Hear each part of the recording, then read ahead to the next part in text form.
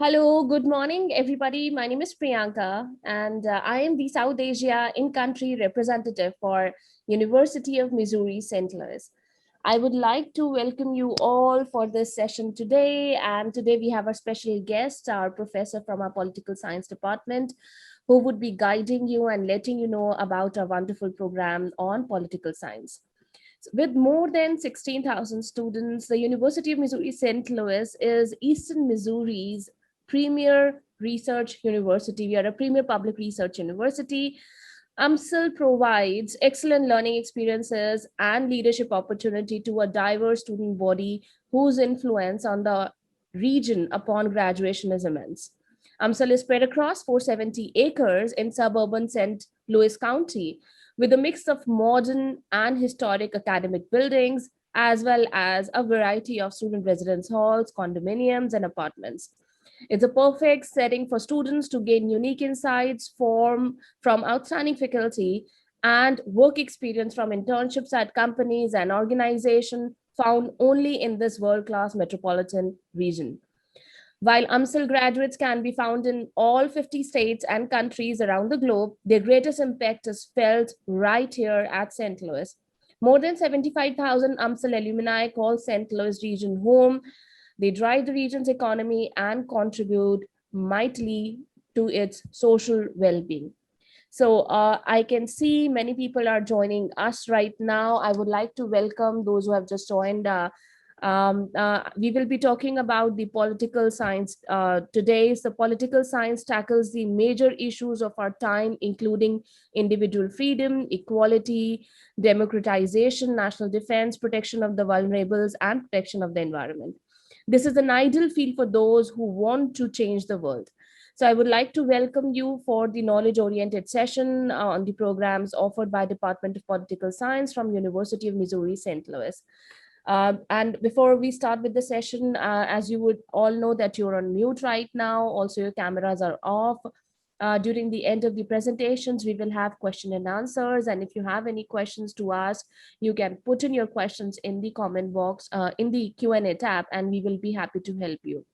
During the time of the webinar, if in case you face any technical concerns, you're not able to hear us properly, or the video is not clear, you can put your concerns in the chat box and our backend team would be happy to help you out with the same.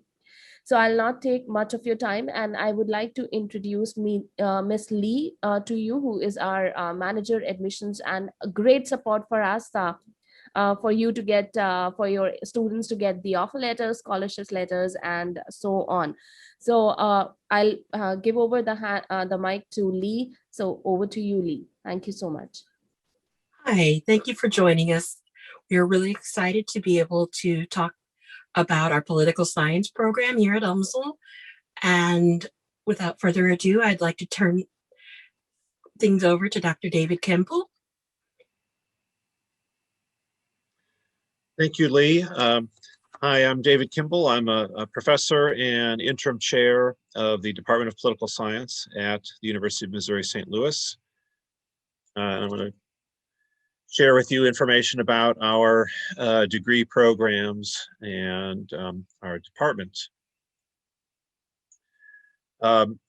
So just a little bit of background first. I'm sharing on the screen here our faculty.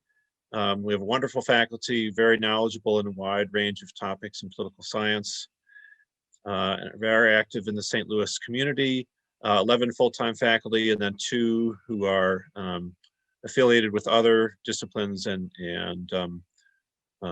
sort of part-time affiliated with political science. So just as a little bit of background, political science is the scientific study of government, politics, and public policy. So our students gain a lot of knowledge about political institutions and the public policy making process at the local, national, and international levels. And they also gain a lot of skills, how to gather information, how to conduct research and analyze data, oral and written communication skills, And these skills are transferable to many different careers, as I'll mention in a little bit.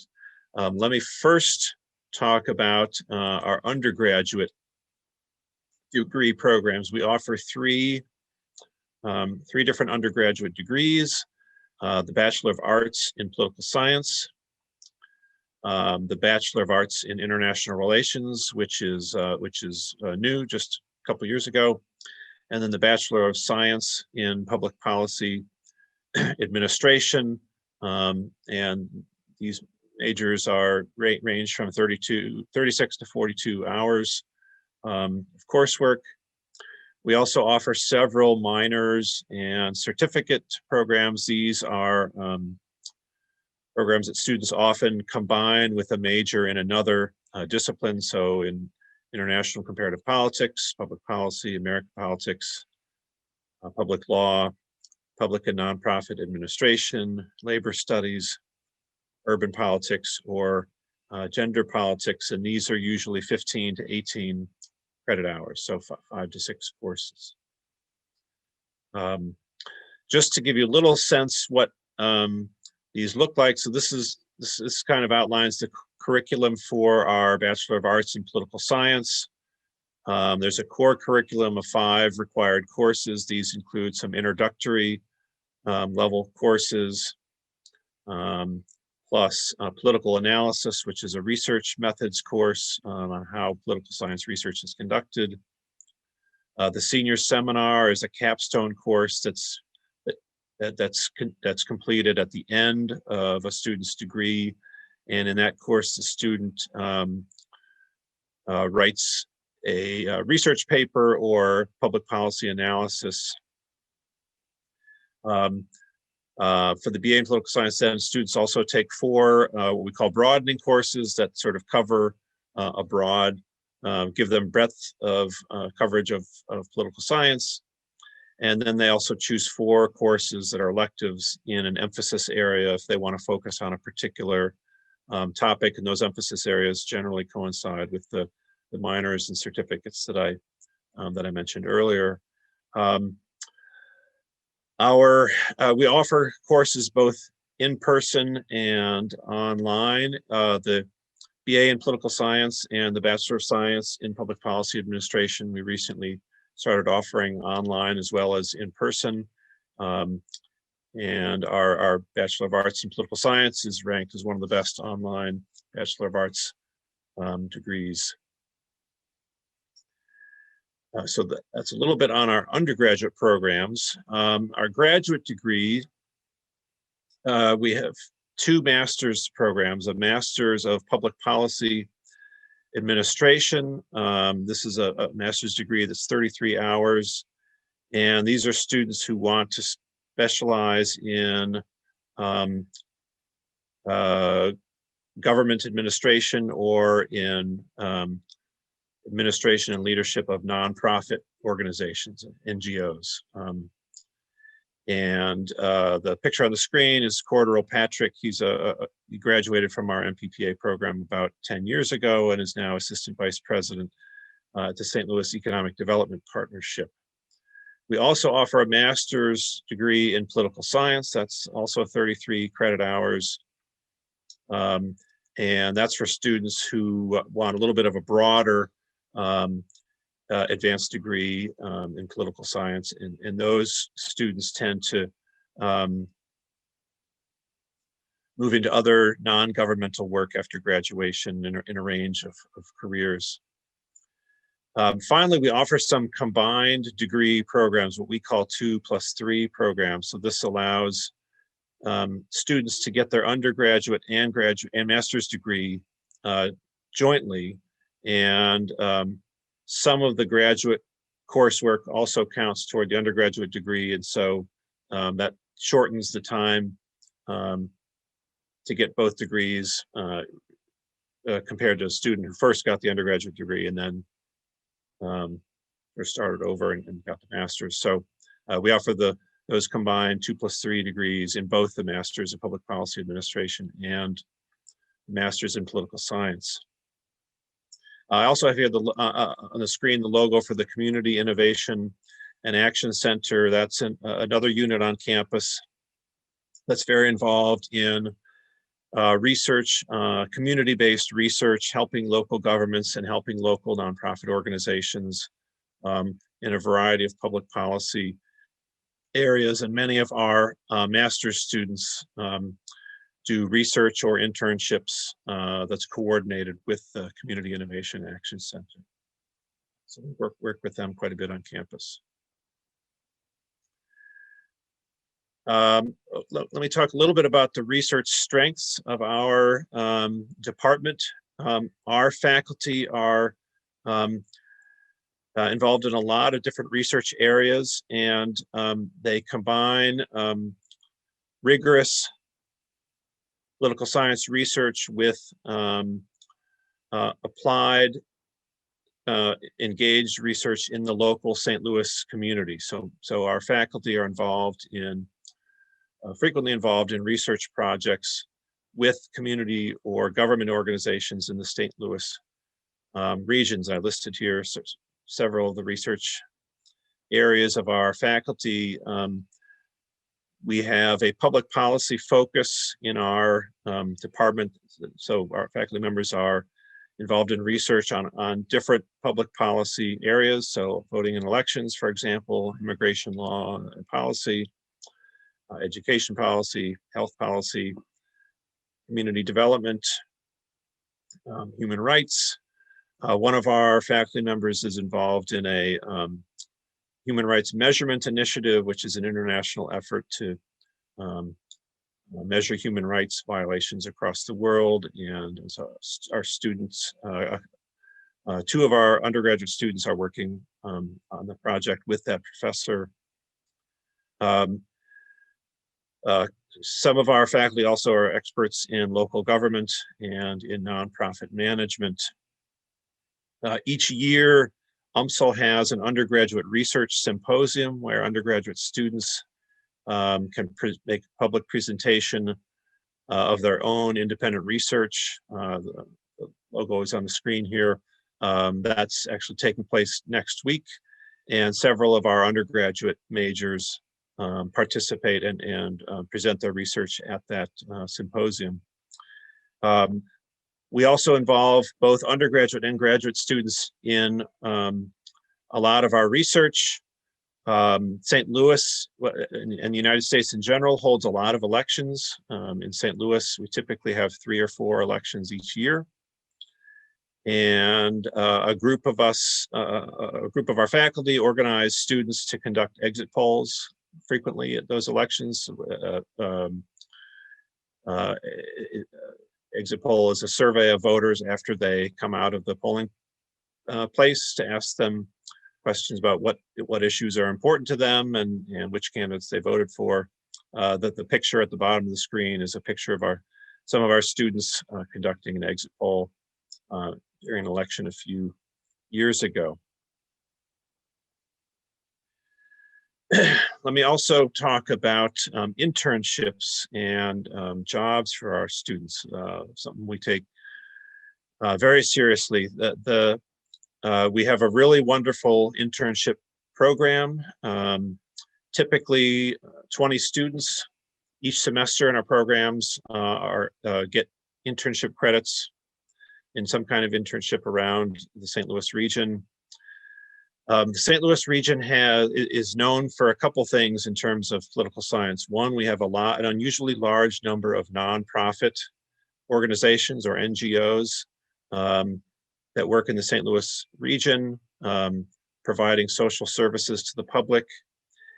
And so a number of our students do internships with local nonprofit organizations. We also have an unusually large number of local governments, municipal governments in the St. Louis region. And so many of our students also find internships working for a local government. And one of our affiliated faculty members has been leading our internship program for many years and has been very successful at placing our students. And many of these internships lead to lead to permanent jobs after students graduate from UMSL. There isn't one single career track for our students, since they gain wide knowledge in government and public policy, and since they learn many important skills. They go into a variety of careers. Some become teachers or managers, policy analysts. Some become lawyers. We have a pre-law program here at UMSL, and some of our undergraduate students are interested in going into law school. There's the picture on the screen here was an event we held recently with two of our graduates who are now gone to law school. They came back to give advice to undergraduate students on how to apply to law school and how to prepare for law school. So some of our graduates become lawyers.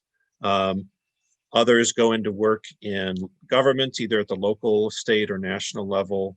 Some work in political campaigns. Some work in nonprofit organizations. And then some work in the private sector for private companies that want to hire somebody with knowledge of government or legislative affairs, for example.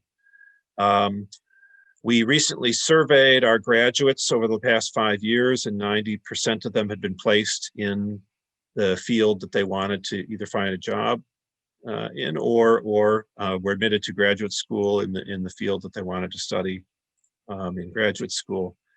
So we've been successful at placing our students. I also have a picture on the screen here of another one of our graduates, Dana Stock, who is now CEO of the Rome Group, which is a large firm in the St. Louis region that consults with nonprofit organizations and advises them on hiring.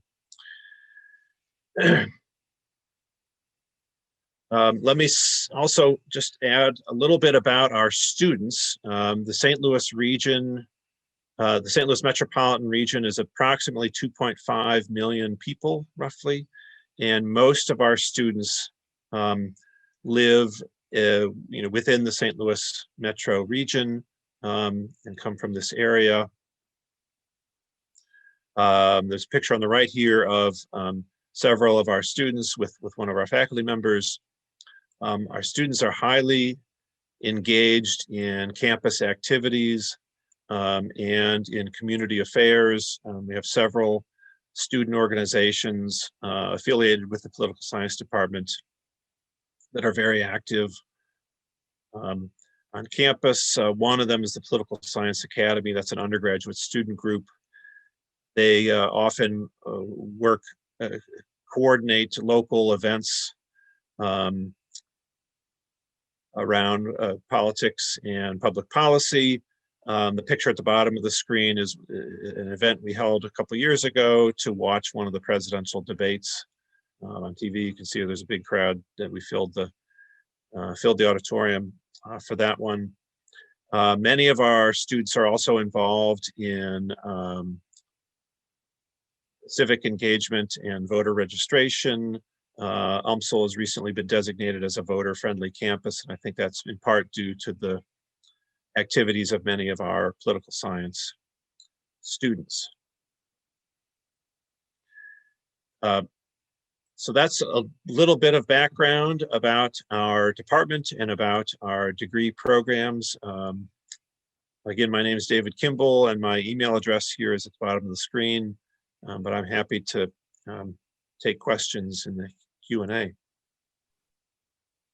Great. Thank you so much, Dr. Kimball, for your detailed presentation on political science program of University of Missouri St. Louis. I'm sure the people, those who did see us, they're going to benefit out of it. Now, we'll have quite Q&A once Lee is going to present on the admissions criteria and the details to the people, those who have joined us today. So I'll hand over the mic to Lee to share across the details, and if any screen needs to be shared, that can be done. So over to you, Lee. Thank you so much. Okay. Should I stop sharing first? Oh, I can do it. I think let me do it. Okay. All right.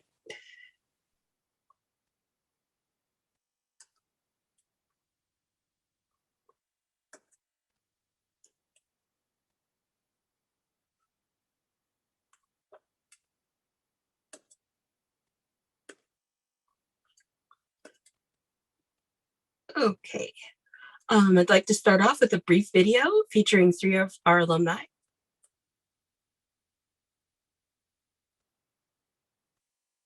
Not audible.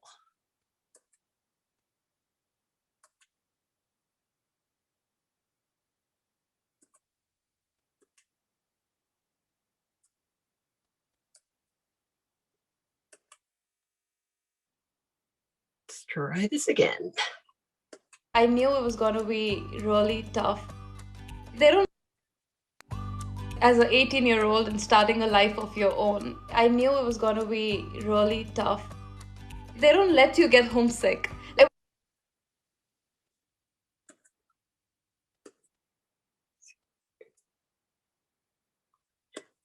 Seem to be as an 18-year-old and starting a life of your own, I knew it was going to be really tough. They don't let you get homesick. It was a game changer because they were taking me around St. Louis. They were teaching me American culture. There were so many things that I didn't know. And I got to share my culture. Also, UMSL in St. Louis, we have a really good reputation. We have a lot of alumni, and we have a great internship opportunity just because of all the Fortune 500 company in St. Louis. I had some incredibly inspiring professors, and I think that prepared me quite a bit. And I think the roles that I've been able to attain go there. And if you do, it's up to you to make the best of that experience. But the foundation and all the conditions are there. If you want to take it, you can grab it. I don't know ever if I'll be able to pay them back. It's just too much that they've done for me, that they're always there. All right. So just a brief overview of our admission standards. For undergraduate admissions, we would like to see students have a minimum of a 2.3 on a 4.0 scale. We recommend for English, the minimum is going to be a 5.5 on the IELTS, 61 on the TOEFL, 85 to 90 on the Duolingo, or 44 on the Pearsons. For the application procedures, you will submit your applications to M Square Media. Priyanka and our assistant Jovia will be happy to help you. We need to receive high school transcripts, and if the student has attended university already, we would want to see those as well. We would need an unofficial copy of their transcripts and also any immigration materials. Once we receive those, it's usually 5 to 10 business days to receive an admissions decision. If all the immigration documents are on file at that time, we can go ahead and issue an I-20 as long as it's within the appropriate window. For graduate admission standards, we encourage everyone to refer to the degree profiles. Each program will have different standards and different requirements. For the English, the recommended scores are 6.5 on the IELTS, 79 on the TOEFL, 105 to 110 on the Duolingo, or a 53 on the Pearsons. Again, you'll submit your application to Priyanka and M Square Media. You will include all the transcripts, the test scores, and any extra program requirements like GMAT or GRE is required for some programs, letters of recommendation, statement of purpose, those types of items. The application will then be processed by our office. We will send it off to the graduate department. They will make a decision. It will be reviewed by the graduate school. Once we get that decision, we will send it on. And if we have all the immigration materials and it's within the appropriate window, we will send out the I-20. Priority deadlines. Spring semester, it is November 1st. Fall, it's June 1st for undergrads. Graduates, the spring semester is October 1. Fall semester, it's May 1. we do allow students to apply after these recommended deadlines, but once they get too close to the start of the semester, it becomes difficult for them to obtain a visa. So we encourage students to apply as soon as possible.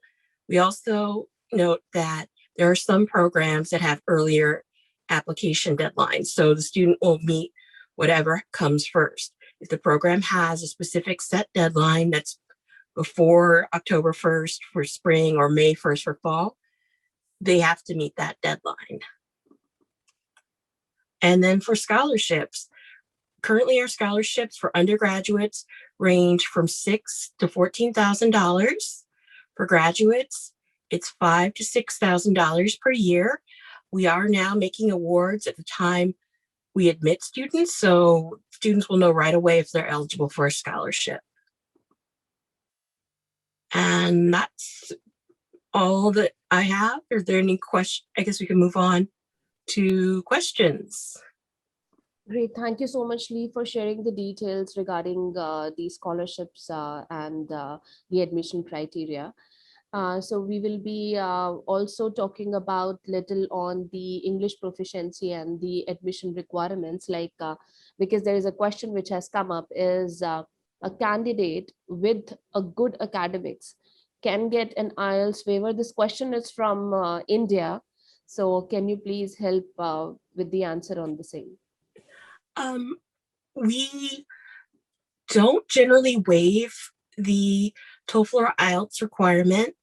There are some exceptions, of course. We have seen students who have perhaps attended university in another country like the UK or Australia, where we would waive the TOEFL or IELTS requirements there.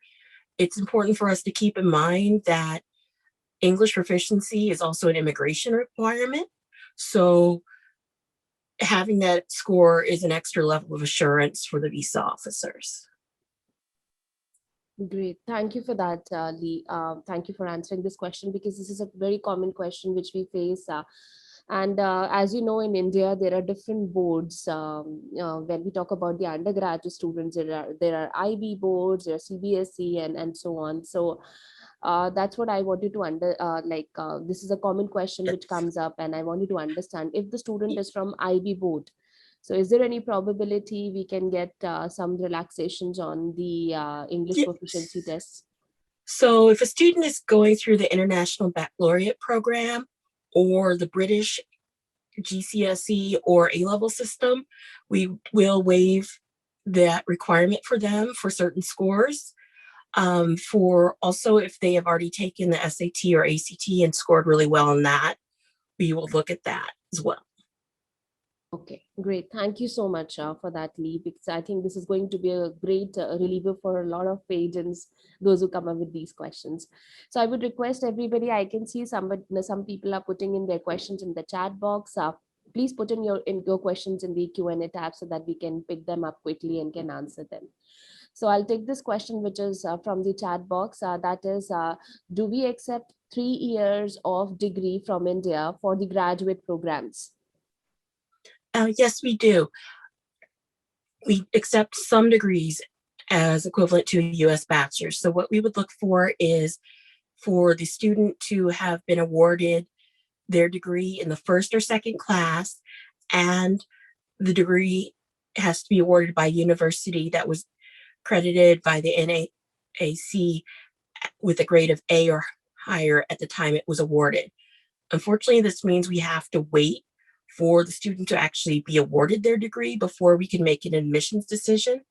But that's really our broader policy about that. Great, thank you. So if the institution from wherein you have studied, that is a NAC A grade, then yes, we are accepting 3 years of degree. However, if you're looking for a conditional or a provisional admission, then in that case, we would need to wait for the final results of the students.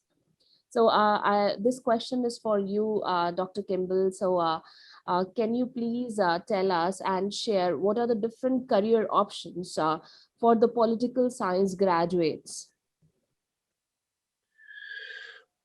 Right, there are really a wide range of career options, and it depends on the graduate's interests. So some One common option is working as an analyst, a government or policy analyst, either for a government agency or for a political party or nonprofit organization.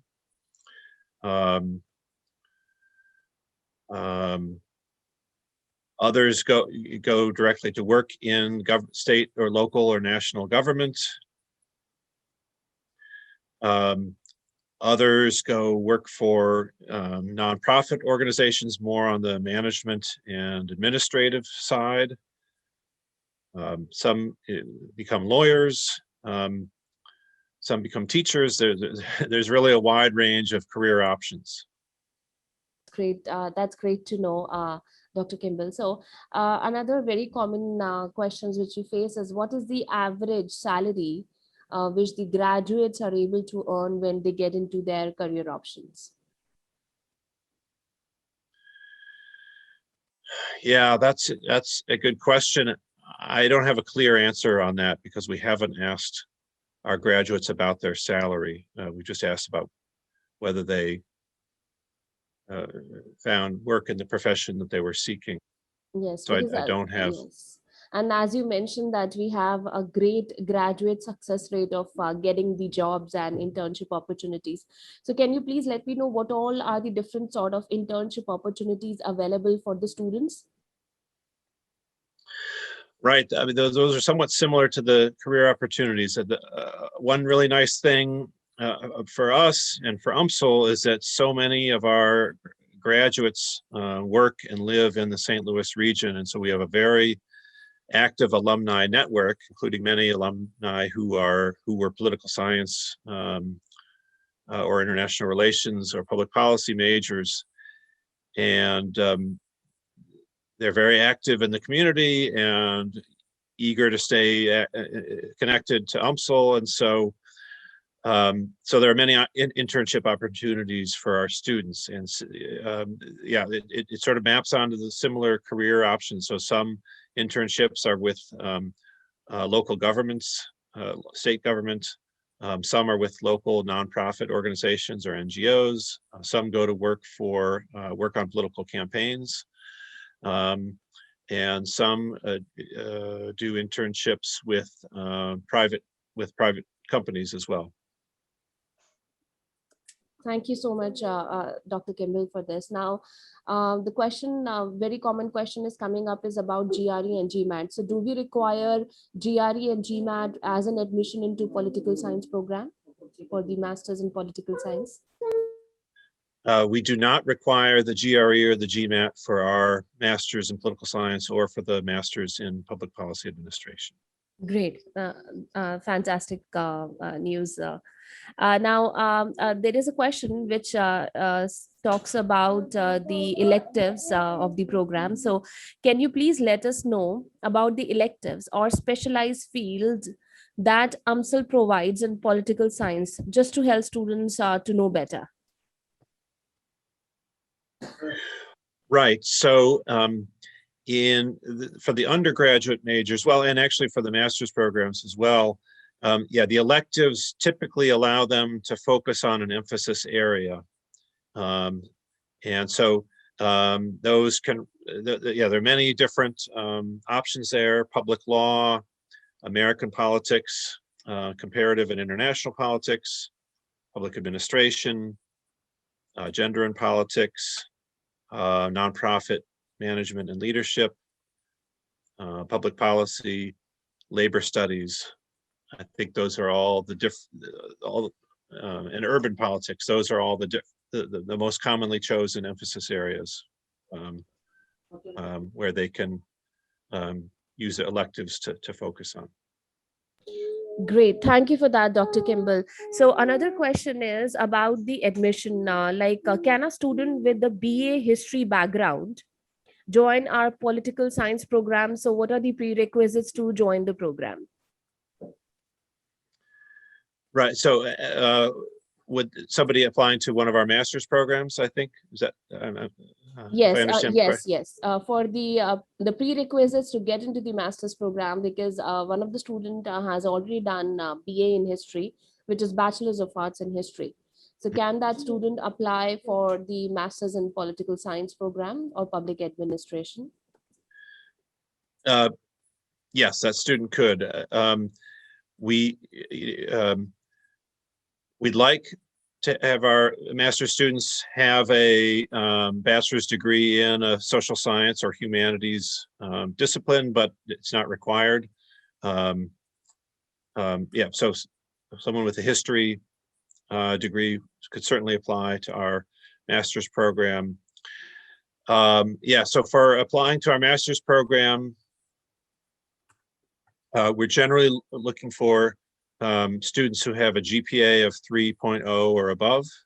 And when they apply, they need to send academic transcripts, a personal statement indicating what they would like to study in graduate school, and then letters of recommendation. We require 2 letters of recommendation for the master's in political science and 3 letters for the master's in public policy administration.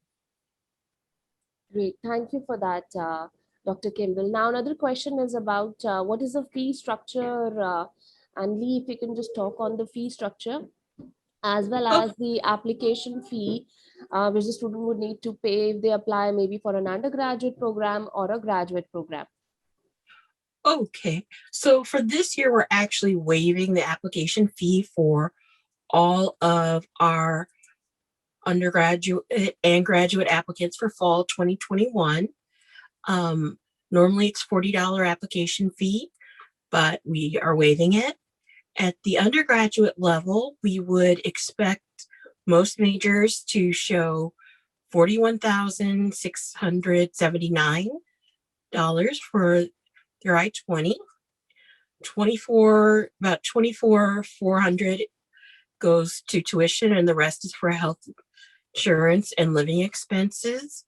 And then at the graduate level, it's a bit more complicated, but for arts and sciences, which is where political science is, we would ask graduate students to show $40,253.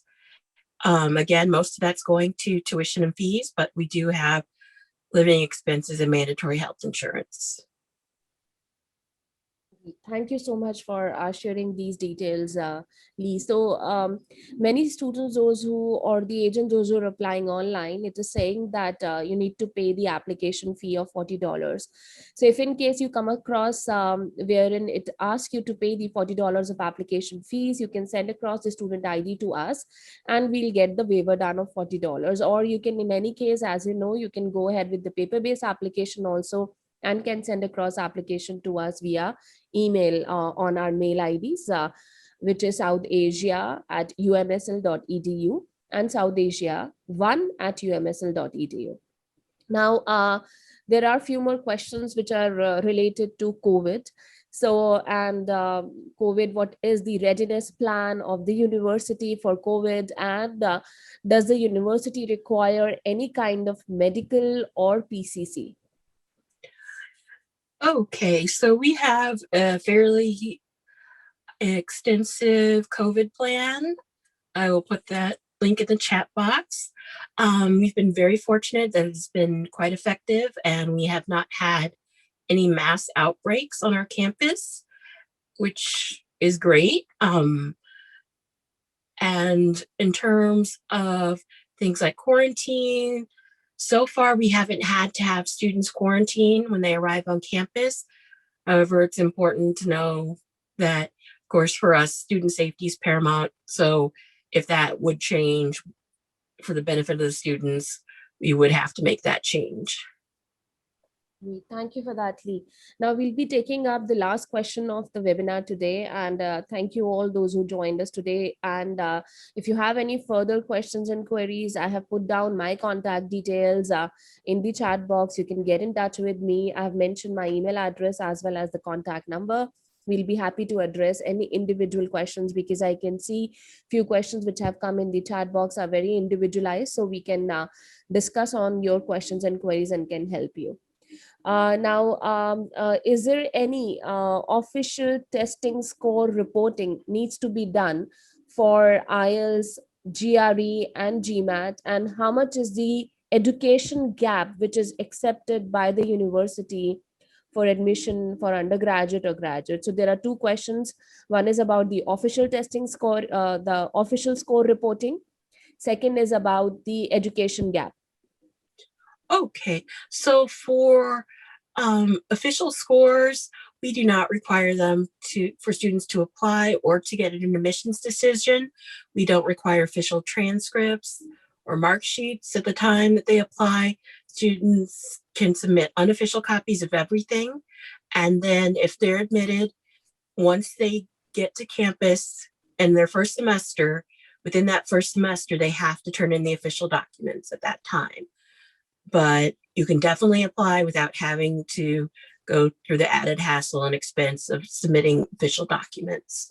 In terms of gaps, it's not a problem for UMSL. We really take our mission of we transform lives to heart. We believe everyone has a place here. The only issue you may run into is with the visa. Some of the counselors may not be as okay with a huge gap as we are, but in terms of admissions, that's not a concern for us at all. Great. Thank you for answering this, Lee, because this is a question which I face, and then I always recommend that recommended education gap for the graduate should be around 5 years, because with the experience and with the work experience and whatever the student has studied, it helps in the application also. At the same time, more education gap can reach very closer to a probability of visa refusal, so we need to take care of it.